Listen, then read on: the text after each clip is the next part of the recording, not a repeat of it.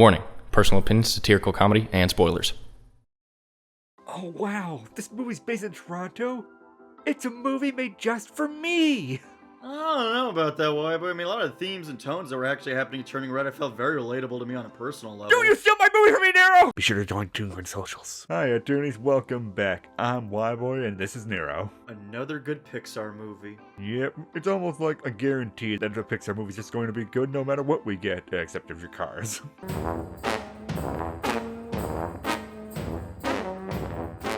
So this film, this is done by, I hope I'm pronouncing the name right, Domi Shi.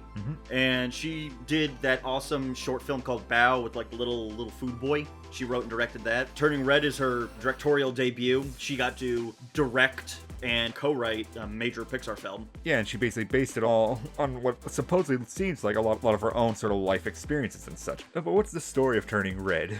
Alright, well, it's a coming-of-age story, which is sort of feels like it's going almost for this current run of movies they've done, where it's like family can sometimes, in certain ways or calibers, can be sort of toxic, and we sort of need to grow into our own identities as individuals growing up. And in this movie, we basically follow it with our main character, Mei Lee, who's just coming of age of 13, and she's confident. She knows what she wants to do. She knows that she's going to become an adult at age 13. Because she's basically like the perfect little girl to her mom and all that. Always going back to temple, making sure everything's clean, everything like that. Doing all the extracurricular activities and just trying to be the perfect A+ student that her mom wants her to be. As you can imagine, that eventually slowly like grinds away at you mentally, and eventually you become a red panda.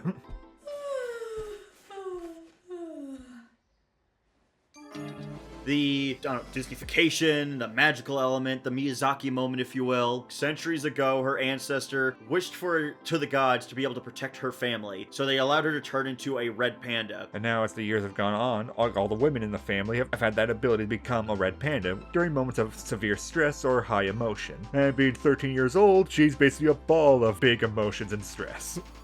Are you serious?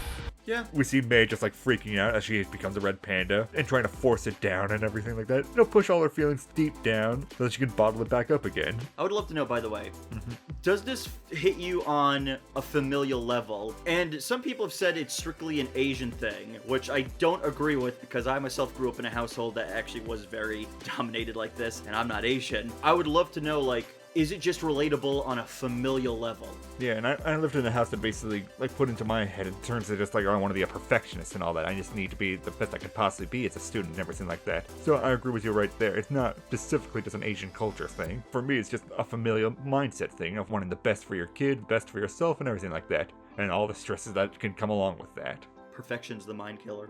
I wonder if, because the way the movie kind of like ends up laying it out, the amount of stress you deal with is equivocal to how big your panda is. So the more stressed you are, the bigger the panda. It is true in just comparison to like the size of the person, because like Mei is still like 13 and all that, so her panda ended up being like pretty big for just like a little girl. She had a sizable panda, which implies that she had a sizable amount of stress for a very young age. And I find that just her journey through her stresses and such, and basically how she's able to like balance it out throughout the movie, creates a very engaging story with Mei. Where at the beginning of the movie, I was very much like, am I going to really enjoy watching this character throughout the rest of the movie? Oh my, I'm never not by your side, your side, your side.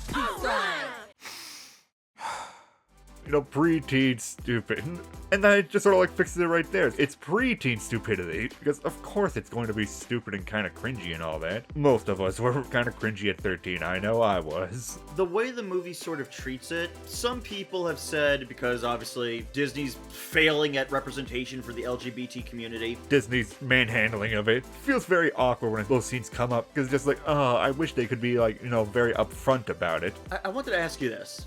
Do you feel like there are scenes when they kind of hit, there's just a part in the back of your head where you're like, this might have been an LGBT kind of thing, but it got watered down? And creators just nowadays are just really pushing for the LGBT content in their stuff because those are the stories that they really want to write. Because a lot of these creative types did basically grow up like having to face these sort of like obstacles and everything like that, and basically want to show those stories so that other kids out there can watch their stories to be like, oh, we're not alone in this. It doesn't feel like it specifically is quote-unquote a LGBT plus story. It's a story that's relatable, arguably to anybody who's been in a family with upbringing that has overbearing parenting. And it makes me wonder, watching this though, were we able to get as much of it as we could have had fleshed out, and how much was sanded down? Because it feels like certain things that happen within the confines of the film where it hits and you're like, I feel like that might have been something, but I don't know for certain. But we do know for certain that Disney does basically say no. We might never know in the great scheme of things unless we basically see the behind the scenes and basically see what story elements were chopped off from the final cuts and everything like that, like how we saw in Zootopia and how its changes happened. But in terms of the actual Turning Red story that we currently have, I feel it's a very solid movie. The story of Mei Li is very wholesome, very identifiable, as you said. You basically feel what Mei Li's feeling. You feel her frustration, her happiness being with her friends and everything like that. Yeah, it's that sense of if you grow up in a household where it causes immense stress, you feel like that any move you make at any given moment can lead to something horrible. And mind you, there are some families, and that's the thing, is that this one didn't have to just be Encanto 2.0. For the most part, yeah, her mom was overbearing, but her mother really did love her and cared about her and wanted her to be happy. Her mother had her own baggage to carry. The issue, it's a generational thing where sometimes it bleeds downwards. It hits your parents, and then your parents in turn end up doing that to you. They may not intentionally want to do that to you, but it happens all the same.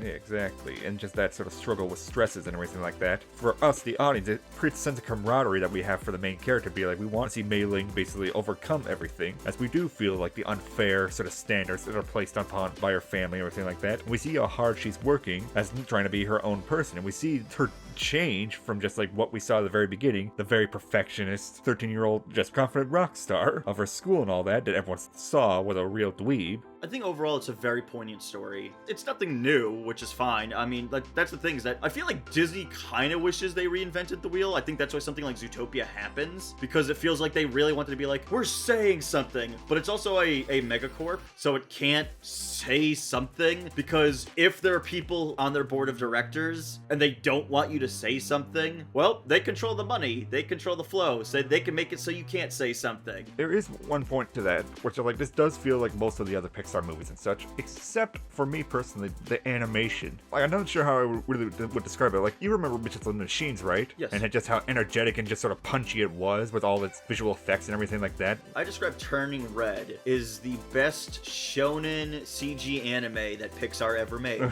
Yeah, especially in the finale. In the finale, it goes full-on shonen speed lines and everything. It's fantastic. All the characters' expressions are just so over the top and exaggerated that it just creates such energy to it. It's the most anime a Pixar movie has been. And I think that's great to see that it's just trying to be its own thing, despite what all the animation fans were basically saying about Turning Red before it came out. The only thing that Disney fails at compared to its adversaries in the animation department, there is a very set look to Disney and Pixar movies. There's a primary base look modern versions of them want to look like. So when you see it, you know this is a Disney product. This is a Pixar product. I do want to play devil's advocate to Pixar. And it seems like now that's what's really going to be experimenting on with Pixar. It's this and their last movie, Luca. Because Luca is in no comparison to any of the other Pixar movies, even the previous one, Soul. These three last movies don't really look anything like each other. All their aesthetics and their art style and the actual animation of how each one of them moves is so wildly different from one another. You basically still get that Pixar feel to it, but each one is their own individual world, individual movie and everything like that. That I feel, again, makes this a Pixar stamp of approval in terms of just this is its brand. Pixar knows what it wants to be. It still is able to move itself away from Disney in terms of quality, as compared to the Disney movies that are basically still failing to have their own identity to them in terms of actual aesthetic art style. So overall though, would you recommend that people, because it's on streaming, do you think people should just take the time and be go check out Turning Red? Yeah, I'd say go check out Turning Red, because it basically does hit you right in the heart, and it's just an enjoyable ride from beginning to end. It basically attacks your little inner child. It basically pulls it out and be oh, that's what it felt like to try to understand myself at that young age. And what about you? Yeah, much like Encanto, I feel oh, this is nice. I like when Disney does personal stories. Personal stories with maybe a outlandish magical element to it. But that was our review of Turning Red. Let us know what you think of Turning Red in the comments below, and if you're going to check it out. And as always, everyone, thanks for tuning in To ToonGrin. Red Panda Hugs.